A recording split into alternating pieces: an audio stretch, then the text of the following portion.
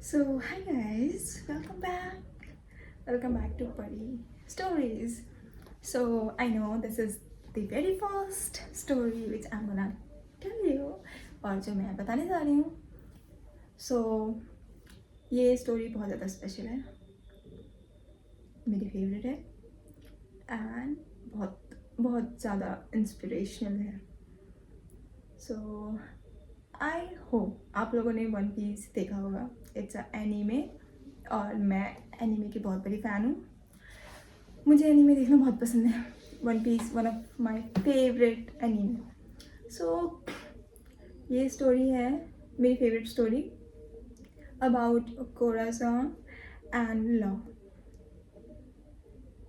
सो ये story start होती है दो भाइयों से, डोफ्लामिंगो एंड कोराज़न, जो कि एक बहुत रिच एंड बहुत पावरफुल फैमिली में होते हैं. लेकिन उनके फादर जो होते हैं, I don't know why, he wanted to live a simple life. उनको एक सिंपल लाइफ जीनी होती है एंड ह्यूमंस के बीच में.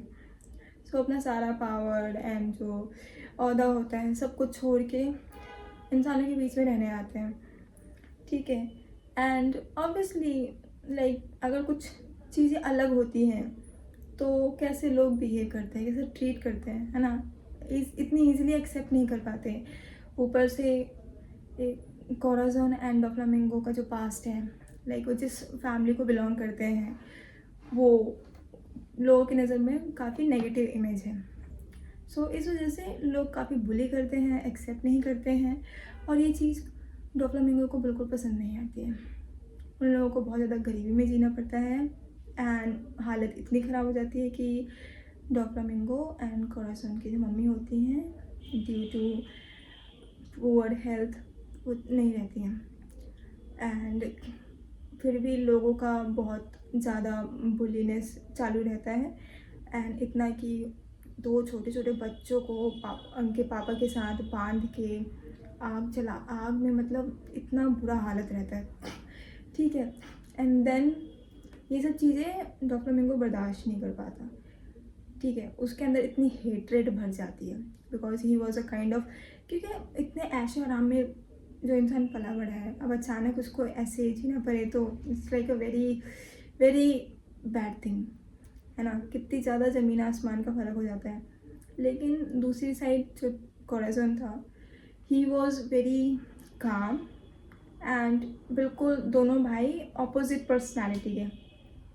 सो डोफ्लामिंगो जितना ज़्यादा अग्रेसिव, एंग्री और सभी चीज़ों को अपने कंट्रोल में रखने वाला, उतना ही Corazon kind hearted, loving, caring and सबकी फ़िक्र करने वाला इंसान. सो सीन ये हुआ कि उस सिचुएशन के बाद दोनों भाइयों ने अलग अलग रास्ते चूज़ कर लिए. डोफ्लामिंगो ने डिसाइड किया कि he will crush the world, दुनिया को ख़त्म कर देगा. और कोराज़न ने डिसाइड किया according to his nature, kind hearted. जो चीज़ें उनको फेस करनी पड़ी, जिसने बहुत कुछ सहा है, वो उनके लिए एकदम काइंड रहेंगे. ठीक है. सो स्टोरी ऐसी आगे बढ़ती रही. डोफ्लामिंगो एक बहुत क्रूल पायलट बन गया एंड कोराज़न एक सीक्रेट मरीन स्पाई बन गया. और वो डोफ्लामिंगो के साथ रहकर ही काम करने लगे. एक दिन क्या होता है, एक छोटा सा बेबी आता है जिसका नाम होता है Law, Trafalgar Law. Sorry for incorrect name, Trafalgar Law. So वो जो बेबी होता है उसकी बैक स्टोरी बहुत सैड होती है. वो एक बहुत काम और पीसफुल सिटी से बिलोंग करता है, लेकिन वहाँ पे एक बहुत बड़ी महामारी फैल गई होती है जिसकी वजह से पूरी कंट्री ख़त्म हो जाती है. उसमें उसकी sister, brother, brother, sister, parents सब चले जाते हैं, स्कूल के फ्रेंड्स सब चले जाते हैं. इन द सेंस सब ख़त्म हो जाते हैं बिकॉज ऑफ दैट महामारी. और ऊपर से जो गवर्नमेंट होती है वो भी सपोर्ट नहीं करती है, उल्टा वो डिसाइड करती है कि उस सिटी को ही ख़त्म कर दो. Instead of helping them, they decided कि बिल्कुल ख़त्म ही कर दो, ख़त्म. तो गवर्नमेंट भी बहुत ज़्यादा अगेंस्ट हो जाती है. But somehow Law manage to escape और वो बच जाता है. but he was also suffering from that critical disease. So वो बच जाता है एंड किसी तरह वो डोफ्लामिंगो को मिल जाता है एंड वो डोफ्लामिंगो के से रिक्वेस्ट करते हैं कि उसके साथ रहना है, बट इतना इजी नहीं था चीज़ों को प्रोसेस करना एंड वो इतना नेगेटिव हो चुका था, इतना गुस्से से भरा हुआ था, इतना डिप्रेस्ड था कि और उसको पता था कि he was about to die because of that disease, but he met with Cora and Cora he behave like उनको बच्चे बिल्कुल पसंद नहीं हैं और बिल्कुल नहीं वो बोलते हैं एंड ऐसी एक इमेज बना रखी है। क्यों? ताकि जो छोटे बच्चे हैं वो इंस्पायर ना हो to be a pirate, to be a criminal, इसीलिए वो बच्चों को ऐसे दूर भगाते रहते थे। But slowly Corazon liked Law, क्योंकि लॉ की कुछ बातें बहुत ज़्यादा हर्टिंग थी, like he knew that he is going to die, so काफ़ी इमोशनल थी and Corazon by nature very kind hearted, so out of no reason he loved him and he cared for him and उन्होंने law को अपने साथ लेके he went to n number of hospitals कि कहीं ना कहीं तो कोई इलाज होगा, बट एज यूजुअल लोगों ने ह्यूमिलेट किया एंड डॉक्टर्स ने मना कर दिया इलाज करने से, बिकॉज जब पूरी सिटी ही ख़त्म हो गई है, कोई बचा ही नहीं है, सिर्फ एक इंसान बचा है, वो भी एक छोटा सा बच्चा, और तो लोग ऑलरेडी माइंडसेट होता है लोगों का, सो किसी ने हेल्प नहीं किया, कुछ नहीं किया, और ऐसे ही दिन बीतते गए, महीने बीतते गए। तो धीरे धीरे डोफ्लामिंगो को पता चल गया कि जो उनका भाई है he is a spy and वो ही प्रॉब्लम क्रिएट कर रहा था उनकी जर्नी में, लाइक इनके इंफॉर्मेशंस सीक्रेटली मरीन को बता रहा था। सो ही गॉट टू नो कि वो एक ट्रेटर है, बिट्रेयल है, एंड यहाँ पे Corazon and Law they were trying very hard कि कुछ तो हो जाए, बट नहीं, but one day Corazon got to know about the apa fruit. It's a kind of devil fruit, you can say. It's a kind of miracle fruit, ठीक है, जिसको खा के इंसान के अंदर एक जितनी भी मेडिकल की नॉलेज होती है ऐसी पावर आ जाती है, बट अगेन उसके लिए थोड़ा बहुत स्टडी करना पड़ता है, आई मीन स्टडी ऑब्वियसली करना पड़ता है, पॉलिश करना पड़ता है, अदरवाइज वो एक कैपेबिलिटी आ जाती है और एक डिसीज़ को कि वो किसी भी डिसीज़ को ठीक कर सकते हैं, ऐसी एक कैपेबिलिटी आ जाती है।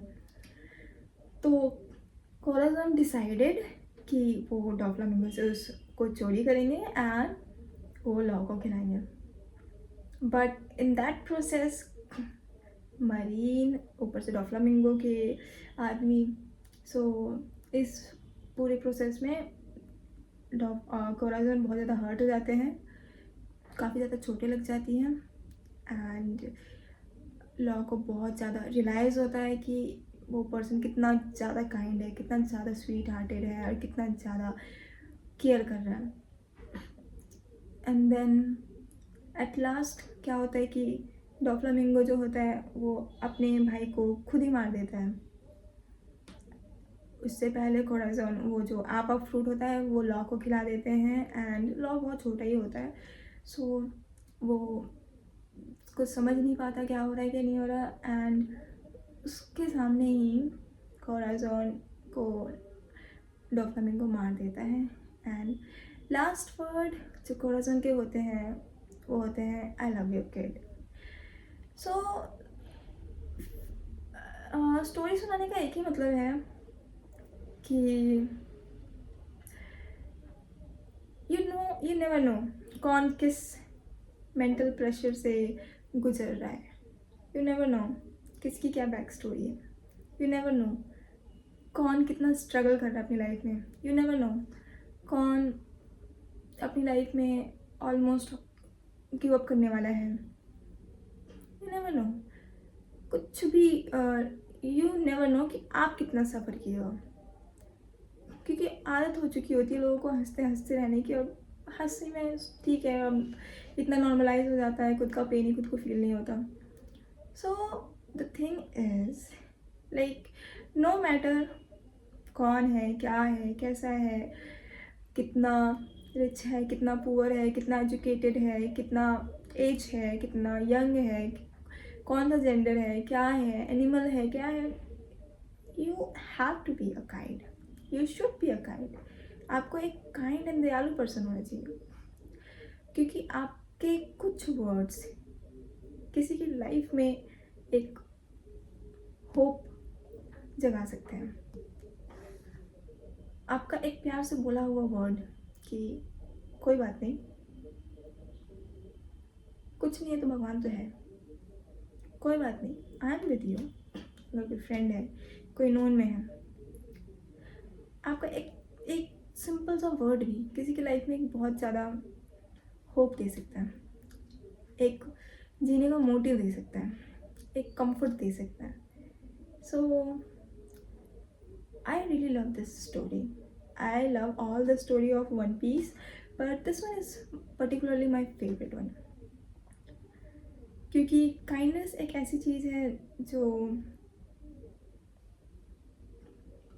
जो आप फ्री है, अनलिमिटेड है और बहुत प्यारी चीज़ है. इससे किसी का दिन बन जाता है. आप किसी का दिन बना भी सकते हैं.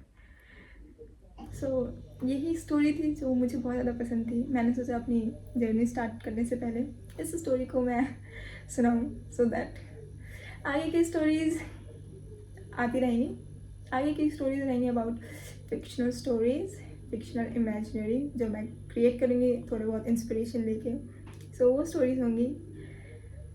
एंड या सो लाइफ में ऐसे ही guys, be kind. And I'm also learning to be kind on me and to others also. So इसी के साथ हम अपनी स्टोरी को ख़त्म करते हैं. मॉरल भी यही है, be kind, be helpful, be supportive and be happy because you deserve happiness. मिलते हैं नेक्स्ट एपिसोड में with next story. Okay guys, bye, good night.